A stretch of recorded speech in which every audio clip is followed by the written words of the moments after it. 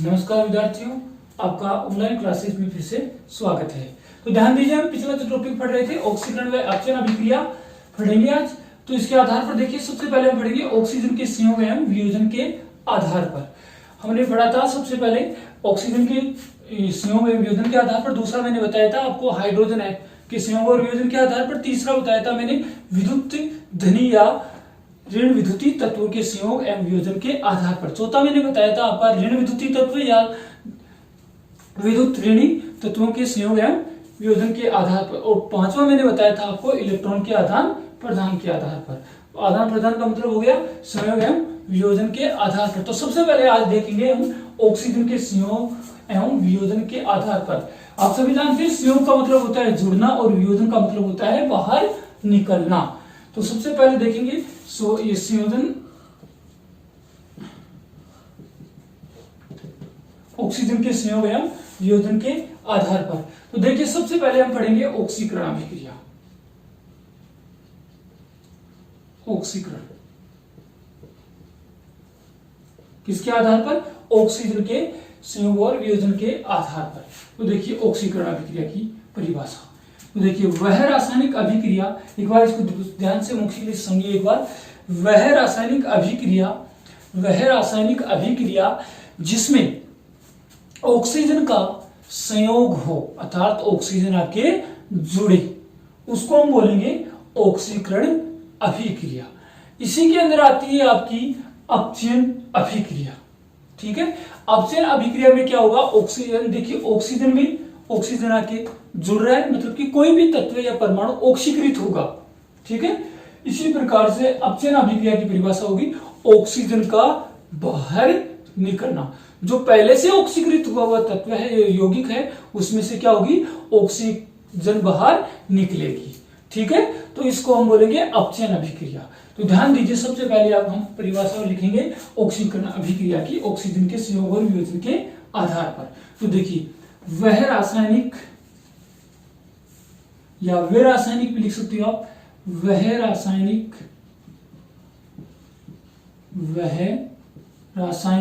अभिक्रिया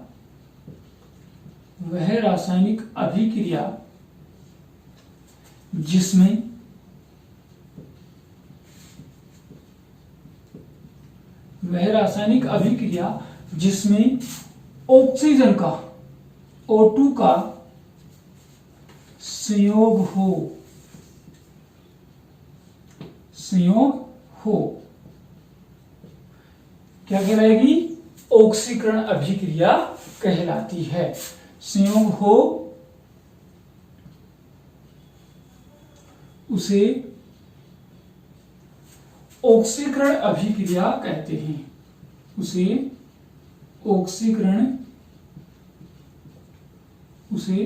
ऑक्सीकरण अभिक्रिया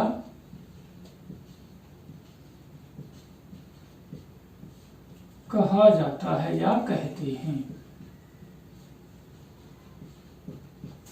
अब इसके उदाहरण देखना, इसके एग्जाम्पल हैं। देखिए, इसके अंदर पढ़ रहे हैं वह रासायनिक अभिक्रिया जिसमें ऑक्सीजन का O2 का क्या हो? संयोग हो, अर्थात आके जुड़े, उसे हम बोलते हैं ऑक्सीकरण अभिक्रिया। उसे क्या कहेंगे? ऑक्सीकरण अभिक्रिया कहते हैं। उदाहरण के रूप में देखिए, सबसे पहले मैंने लिखा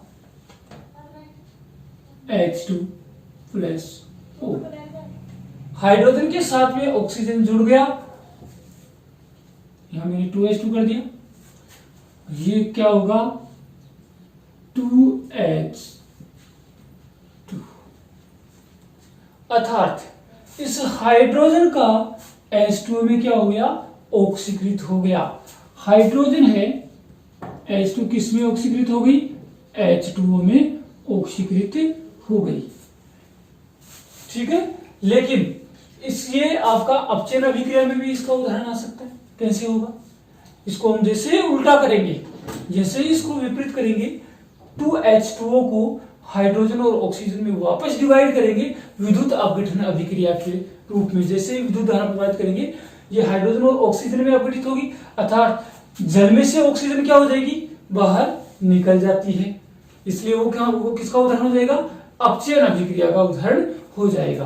तो इससे अलावा उदाहरण देखें तो यहां देखते हैं मैग्नीशियम प्लस ऑक्सीजन, यहां 2Mg कर देता हूं संतुलित करने के लिए, तो 2MgO। मैग्नीशियम का किसमें हो गया, मैग्नीशियम किसमें ऑक्सीकृत हो गया, मैग्नीशियम ऑक्साइड में MgO, मैग्नीशियम ऑक्साइड में। इसी प्रकार से आप अन्य उदाहरण दे सकते हैं, जैसे जिंक ऑक्साइड है, ZnO लिख सकते हो, Zn प्लस ऑक्सीजन, ZnO हो जाएगा जिंक ऑक्साइड। इसके अलावा सीधा सा उदाहरण, सिंपल उदाहरण देता हूं, जैसे ही कोयले को जलाएंगे ऑक्सीजन उससे संपर्क में आएगी तभी तो जलेगा, तो C plus O2 carbon dioxide CO2, यहां कार्बन किसमें ऑक्सीकृत हो गया, CO2 में ऑक्सीकृत हो गया, CO2 में ऑक्सीकृत हो गया। तो एक बार इनको नोट कर लीजिए कि जो आपको उदाहरण दे रखा है हाइड्रोजन प्लस ऑक्सीजन 2H2 अर्थात ऑक्सीकृत हो गया।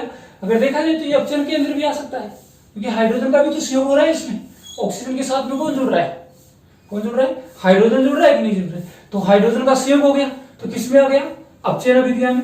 और यहां देखें ये हाइड्रोजन के अंदर आके ऑक्सीजन भी जुड़ रहा है, तो ऑक्सीकरण भी हो गया।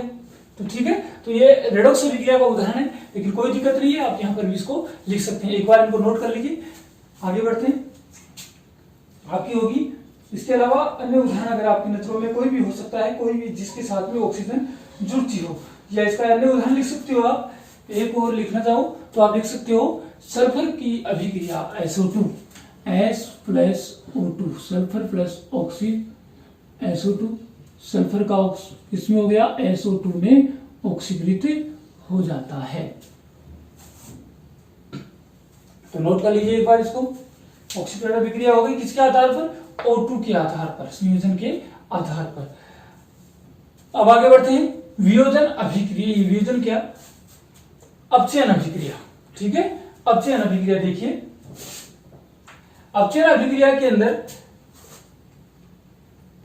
अब बढ़ेंगे अपचयन अभिक्रिया। ये तो हो गई आपकी ऑक्सीकरण अभिक्रिया, इसके आधार पर, ऑक्सीजन के संयोग के आधार पर।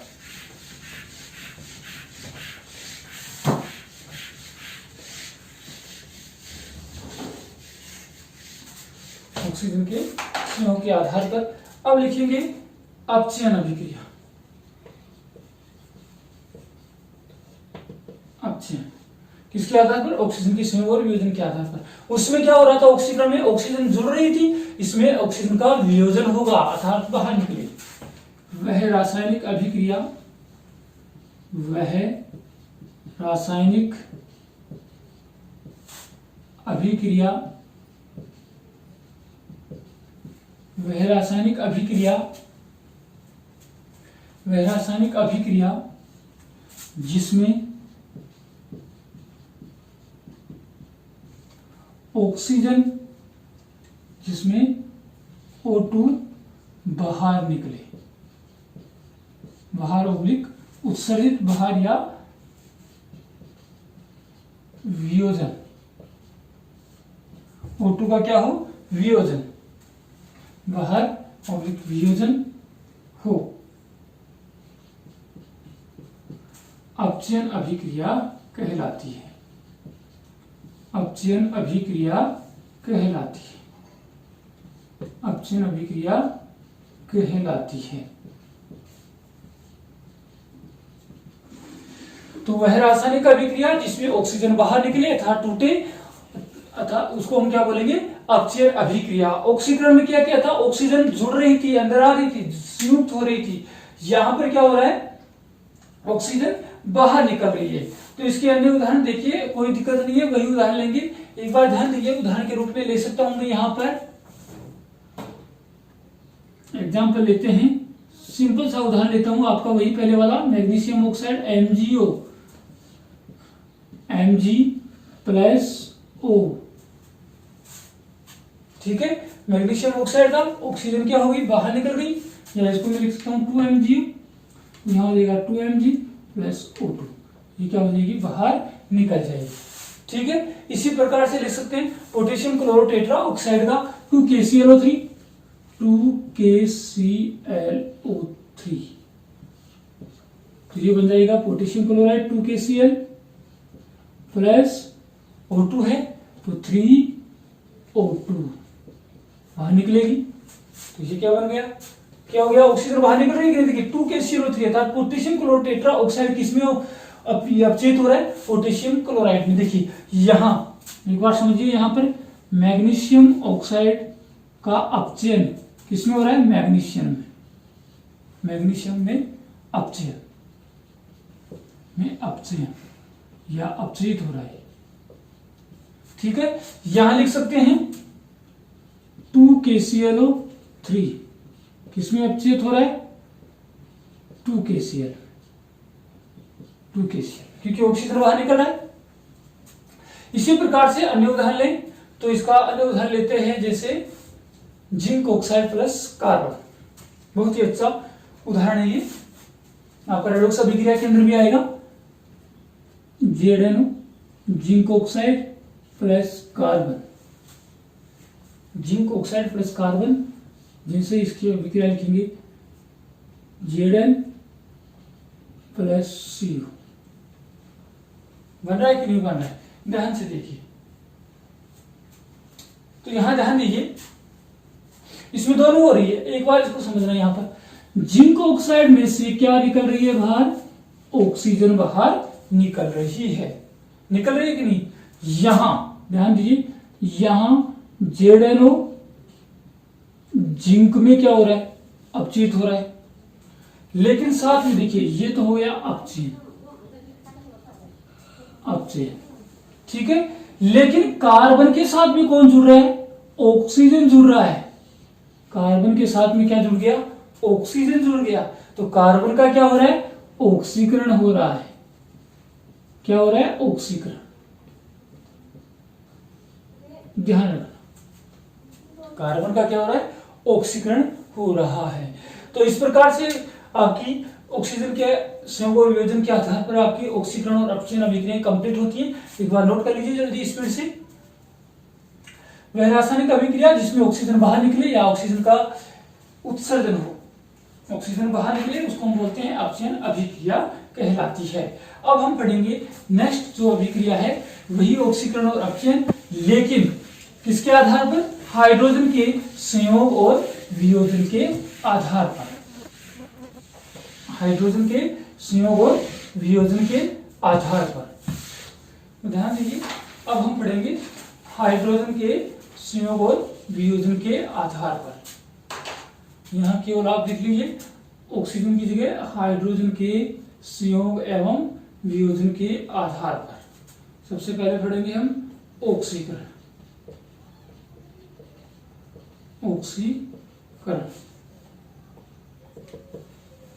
उसी प्रकार से अब ध्यान दीजिए, वहां किसके आधार, पहले किसके आधार पर पढ़ रहे थे, ऑक्सीजन के आधार पर। जैसे ही उस ऑक्सीकरण का मतलब हो गया ऑक्सीजन जुड़ रही थी, तो अब इसका उल्टा करेंगे। यहां हाइड्रोजन क्या होगी, बाहर निकलेगी।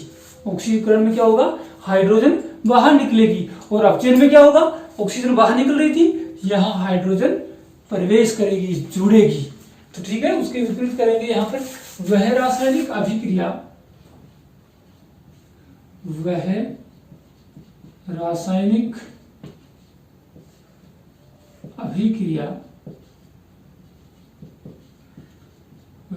अभिक्रिया जिसमें हाइड्रोजन का निष्कासन हो, हाइड्रोजन का निष्कासन अर्थात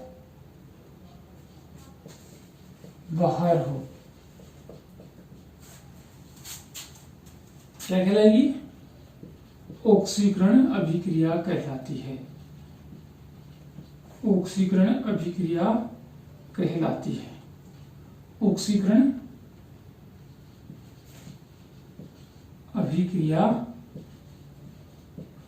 कहलाती है। ऑक्सीकरण अभिक्रिया कहलाती है। उदाहरण के रूप में आप भी बता सकते हैं कि किसके अंदर हाइड्रोजन बाहर निकल रहा है और किसके अंदर हाइड्रोजन जुड़ रहा है। ध्यान दीजिए, उदाहरण इसका सीधा सा उदाहरण देखिए एक बार। ऑक्सीकरण अभिक्रिया के अंदर इसका सीधा सा एग्जाम्पल है आपका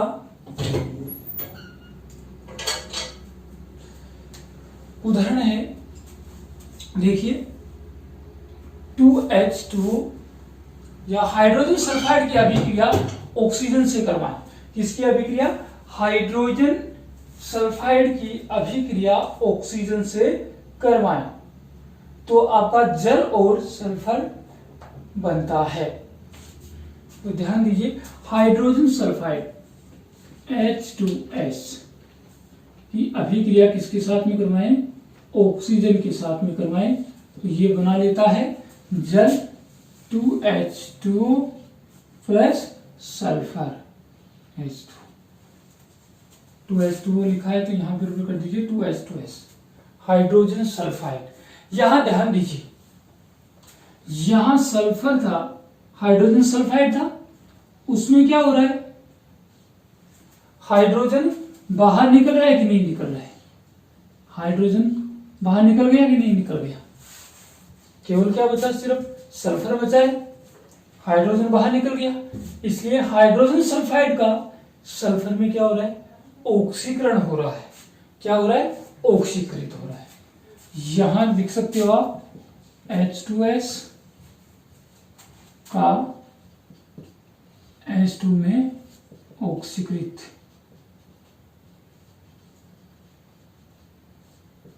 हो रहा है। ठीक है, लेकिन यहां पर देखो ऑक्सीजन के साथ में कौन जुड़ गया? हाइड्रोजन जुड़ गया तो क्या हुआ? अपचयन हो गया। ठीक है ना? तो इसका अन्य उदाहरण आप लिख सकते हो इसके अंदर, जैसे एथिल अल्कोहल पढ़ा था हमने, एथेनॉल, उसका अणुसूत्र होता है, आपने पढ़ा था, देखो एथेनॉल का अणुसूत्र पढ़ा था आपने, अभी पीछे उदाहरण दिया था मैंने C2H5OH, ये पढ़ा था कि नहीं पढ़ा था? मैं इसको दूसरे तरीके से लिख सकता हूं, इसी समीकरण को, इसी अणुसूत्र को इस प्रकार से लिख सकता हूं CH3CH2OH। ये भी सेम है। कैसे? क्योंकि हाइड्रोजन की कार्बन के एक और एक दो, C2 कर दिया, हाइड्रोजन के 3 और 2 5 कर दिया। इसको यूं भी लिख सकते हैं, देखो ये किस प्रकार से बनता है, ध्यान दीजिए, कार्बन है, ये कार्बन है, कार्बन प्रत्येक कार्बन के साथ में 4 संयोजकता होती है, तो इसके साथ में इधर OH जुड़ गया, यहाँ हाइड्रोजन जुड़ गया, यहाँ हाइड्रोजन जुड़ गया, यहाँ हाइड्रोजन, ये हाइड्रोजन और ये है। तो देखिए कार्बन के कितने हो गए? 1 और 1 2, हाइड्रोजन में कितने हो गए? 3 और 2 5, और हाइड्रोक्साइड आयन 1 OH, ऐसा का ऐसा। ठीक है, तो इस प्रकार से ये किसका अणुसूत्र होता है? एथेनॉल का।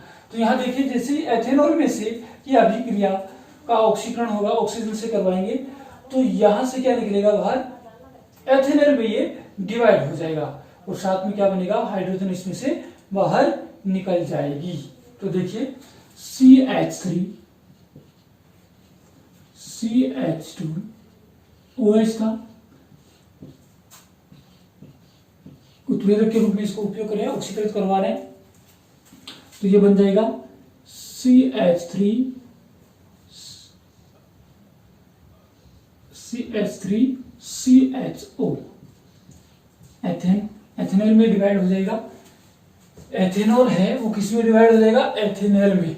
और यहां से देखिए CH3CH2OH था कि नहीं था? Plus H2। ध्यान दीजिए, अब यहां थोड़ा ध्यान दीजिए, यहाँ हाइड्रोजन के कितने अणु बाहर निकले? 1 और 1 2, यहाँ के और H है, यहाँ क्या था? H2 था। ठीक है, तो इस प्रकार से CH3CHO, तो इस प्रकार से इसमें देखिए एथेनॉल का एथेनॉल में क्या हो गया? ऑक्सीकरण हो गया। ठीक है, क्योंकि यहां से हाइड्रोजन बाहर निकल रही है, यहां लिख सकते हैं एथेनॉल CH3CH2OH का CH3CHO एथेनॉल, ये था आपका एथेनॉल लिख सकते हो इसको आप, ये है एथेनॉल और ये है आपका एथेनॉल के अंदर ऑक्सीकरण हो गया। तो अब ध्यान दीजिए, इसकी आगे वाली जो होगी अपचयन अभिक्रिया की, अभिक्रिया, उसके अंदर क्या होगा, हाइड्रोजन का संयोग होगा। ठीक है, तो देखिए अब पढ़ेंगे हम अपचयन अभिक्रिया। थोड़ा जल्दी देखिए।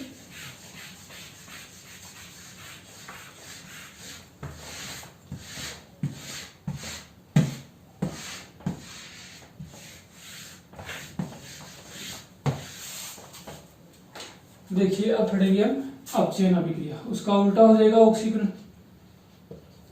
अपचयन, तो देखिए वह रासायनिक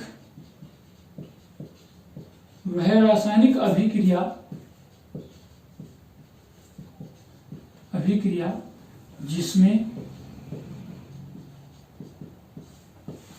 हाइड्रोजन का संयोग हो, अपचयन अभिक्रिया कहलाती है। अपचयन अभिक्रिया कहलाती है। उदाहरण देख सकते हैं, जैसे हाइड्रोजन क्लोराइड, ठीक है, H2 + Cl, लिख सकता हूं इसको 2HCl, Cl2 कर सकता हूं यहां पर। ठीक है, तो यहां देखिए H2 + Cl2 hydrogen chloride, chloride के अंदर कौन जुड़ गया, हाइड्रोजन जुड़ गया। तो यहां मैं लिख सकता हूं क्लोरीन का हाइड्रोजन क्लोरीन में 2HCl में क्या हो गया, अपचयन हो गया, हाइड्रोजन क्लोराइड के अंदर अपचयन हो गया। इसका अन्य उदाहरण लिख सकते हैं हम, जैसे एथिन, जो प्लास्टिक थैली होती है, एथिन का एथेन में अपचयन होना। ठीक है, एथिन का किसमें, एथेन में। तो ध्यान दीजिए इसके अंदर ethyne CH2 double bond CH2, ये क्या है, एथिन है, जिसको पॉलीथीन बोलते हैं ना, पॉलीएथिन, तो उसकी एकलक इकाई है ये। यहाँ डबल बॉन्ड है, CH2 डबल बॉन्ड CH2।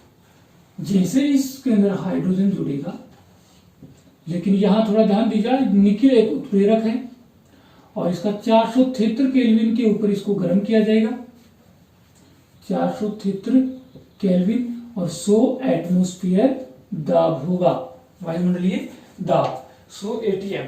ठीक है, एटमॉस्फेयर 473 केल्विन के ऊपर निकिल उत्प्रेरक की उपस्थिति में जब एथिन को हाइड्रोजनीकरण करवाया जाएगा तो ये किसमें बदल जाएगा, एथेन में बदल जाएगा, अर्थात CH3 सिंगल बॉन्ड CH3।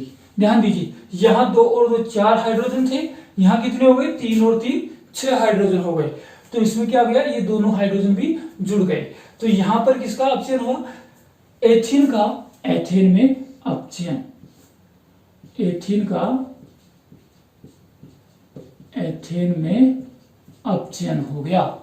तो इस प्रकार से आपकी ऑक्सीकरण और अपचयन अभिक्रियाएं हाइड्रोजन और संयोज के वियोजन के आधार पर कंप्लीट होती है और ऑक्सीजन के आधार पर भी कंप्लीट होती है। नेक्स्ट जो क्लास होगी उसके अंदर हम पढ़ेंगे ऋण विद्युतीय तत्व और धन विद्युतीय तत्व के संयोग और वियोजन के आधार पर। आज के लिए इतना ही, धन्यवाद।